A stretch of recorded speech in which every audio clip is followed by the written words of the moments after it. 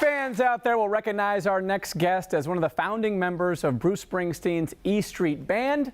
Others will recognize him as Silvio Dante from The Sopranos. Take a look. Frankly, you got a problem with authority. This attitude of yours, it's a lot of what's made you an effective leader. But we all got flaws, even you. 7 deadly sins, and yours is pride.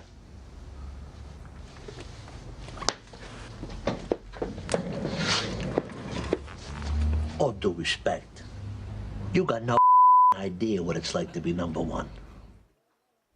You knew we were going to have to beep something. Please welcome Steven Van Zandt.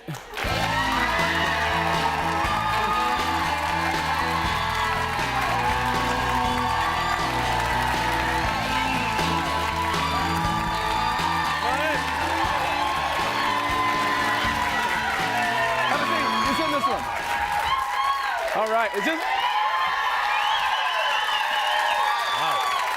guy a rock star or what? There's not a lot of guys on the planet that can pull off an outfit like that, and you do it. I got a lot of family in Chicago. They love you. Did I mention that? Hey, you played here many times. You played at Wrigley Field. You played at Chicago. I mean, people know you as a rock star, but now you're this big actor, too, and that was kind of by accident. Well, yeah. When David Chase called me, I was not an actor. The creator of The Sopranos saw you on TV. Yeah, I was inducting the Rascals into the Rock and Roll Hall of Fame. Yeah. And happened to be on TV for the first time, the ceremony, and he saw that and said, let's get him on the show. Wow. Yeah. And then you're a part of one of the most iconic shows in the history of television. Yeah, who knew? Right. And there was actually... Is it true that David Chase was actually thinking about you as Tony Soprano?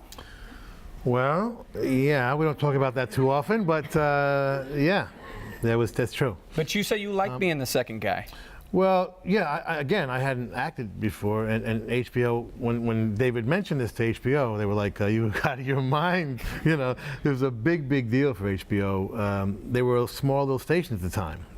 Right. You know, now they're, of course, the #1 station in the world. But at the time, they just had, a couple of football shows and a couple of movies, and this was a big risk for them. Oh, it's a huge cornerstone for HBO. Well, we saw the clip with James Gandolfini, and I know he was a dear friend of yours. How shocking was that? How did you get the news? Yeah, we were on the road at the time. I think I was in, I don't know, Spain, I think. It was a shock. He's just so full of life, and we had been talking about him doing a cameo, actually, on my new TV show, Lilyhammer, which I do for Netflix. And we were planning that at the time, and he played a very important role in my life. I mean, as I said, I was not an actor when I got to Sopranos, and I wasn't sure how they were going to feel about me coming in from the outside. I had said to David Chase, I feel a little guilty about taking an actor's job. Here I am, a guitar player, coming into this new world. And David said, well, I'll write you in a part so that you're not taking anybody's job, And I worked very hard to create the guy,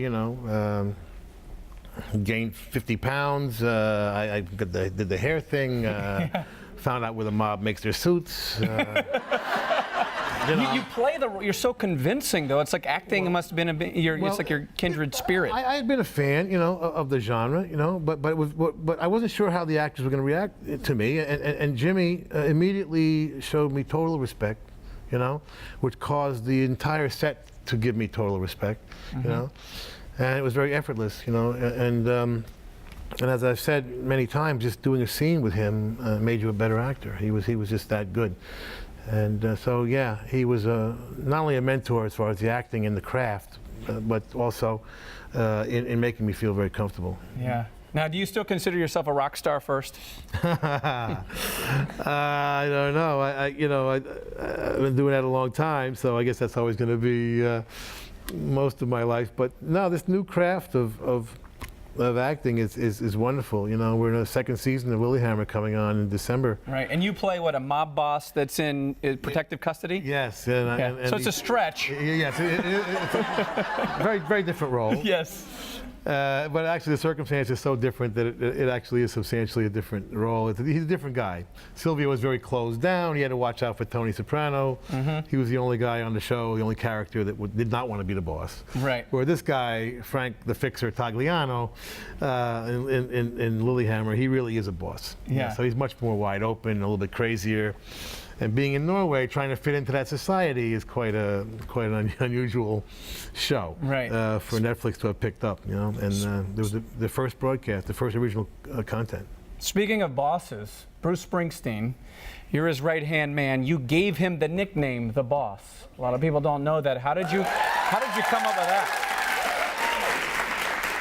that? Well, let's just say I endorsed the idea.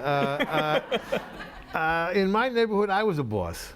You know, I had. What does that mean? You're a tough guy? No. I was a leader of my own band. Okay. You know, and I was considered. You know, there was a few hot guitar players in town. You know, there was 3 or 4 of us, and we were all kind of equals at the time.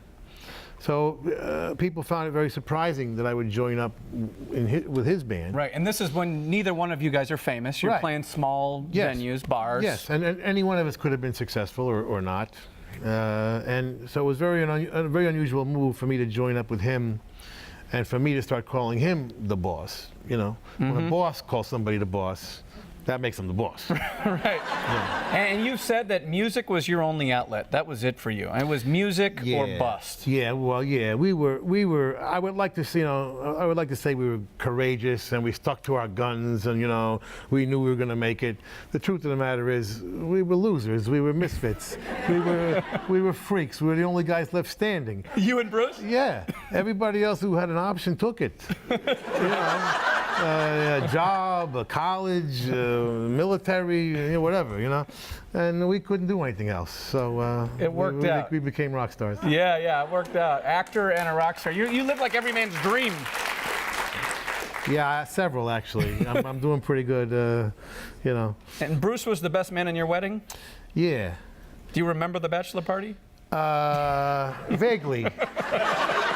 Atlantic City, as I recall. Yeah, it was kind of wild. Yeah. And I know you mentioned it earlier, you're a huge fan of the Rascals, one of the greatest rock and roll bands ever. You inducted them into the Rock and Roll Hall of Fame and now created this show that's been on Broadway and it's coming to Chicago. Yeah, we're bringing the whole Broadway show to Chicago, November 5th at the Cadillac. And it really is the greatest work I've ever done, I think. They were the most amazing band. At a time when we thought you had to be literally English to be a rock and roll star, you know, in mid-60s. Right, when the Beatles came. Beatles, the Rolling Stones, the Who, the Kinks, the Animals, Dave Clark 5, all English bands. Suddenly they were the Rascals, not only American, but from New Jersey. And they were the first blue-eyed soul band, you know, white guys playing black music. And introduced us to soul music, really. They were the bridge, you know, just a year later we'd be listening to the Temptations and Sam Cooke and James Brown and everybody. But they were sort of the bridge to that for us 13, 14, 15-year-olds. And they were just fantastic live. And so we reunited them, but that didn't seem like enough after 40 years. No one's seen the 4 original guys on stage in 40 years. Wow, and you pretty much did that yourself.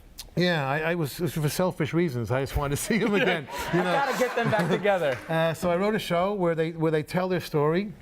I called Mark Brickman the greatest lighting and staging guy in the business.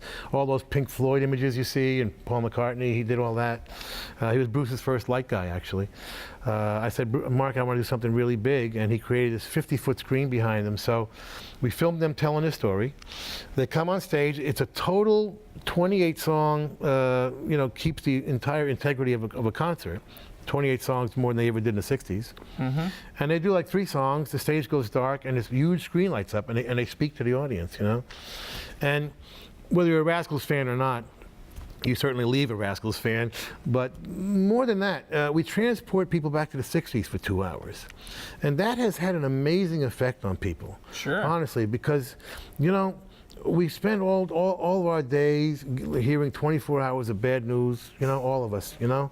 And you know, in this information age, we can't escape it. Well, you go back to the 60s for this show, and all of a sudden you realize, even with all those tumultuous events, And we had them. I mean, assassinations and civil rights protests and Vietnam and all that going on. There was still an air of optimism and hope in the 60s, you know?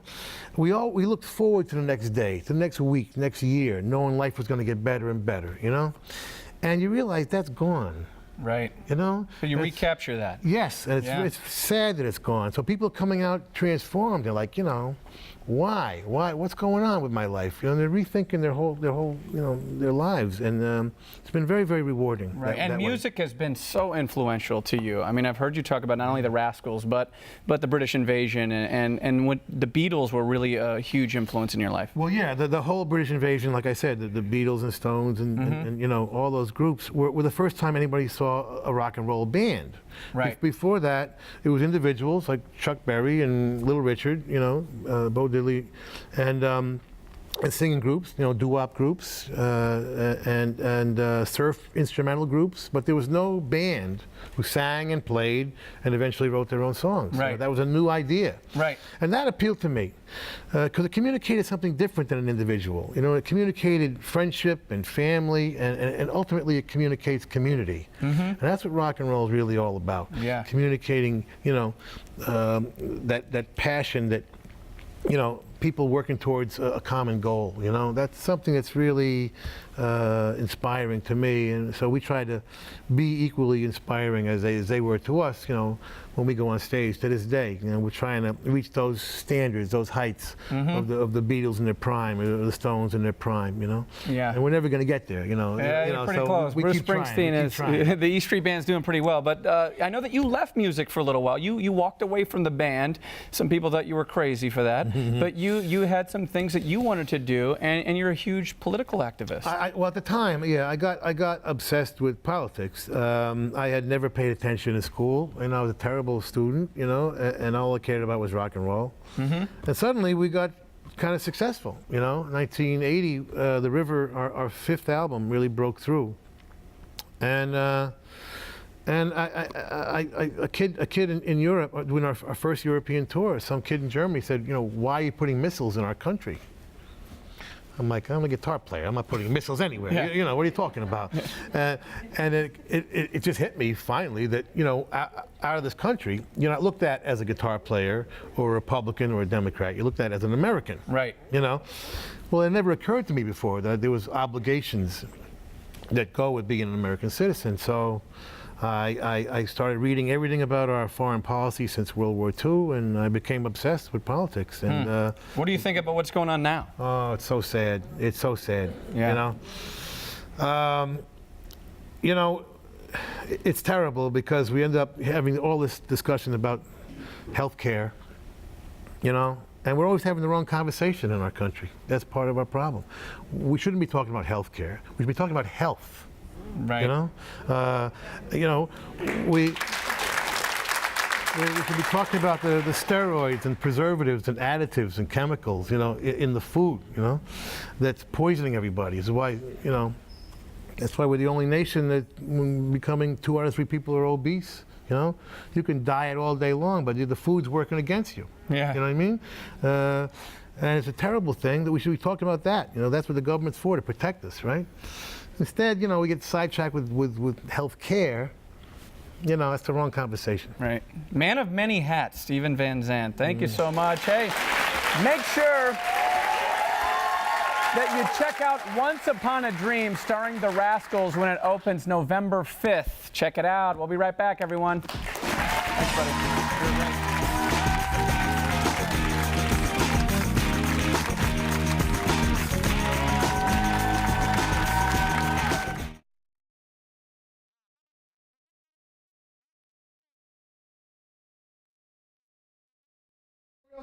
Real quiet, real quick. Ryan, you're just listening to him, Ryan? Okay, just listening. I'm doing my talking. acting. Okay. I'm Keep listening, talking? Ryan. Keep listening. No, yeah, you're just. Oh, I see. It's on you. Yeah, it's just on him. Nod, Ryan, for me. Yep. Be serious Like now. what he's saying? Yeah. You like what I'm saying? Ryan's listening. Okay. Steven's listening. Camera's up on you. Pictures up on you, and I'm listening? listening to him. Yep.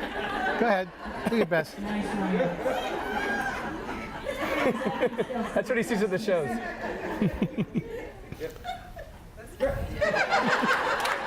He looked at me like Silvio. He does it much better.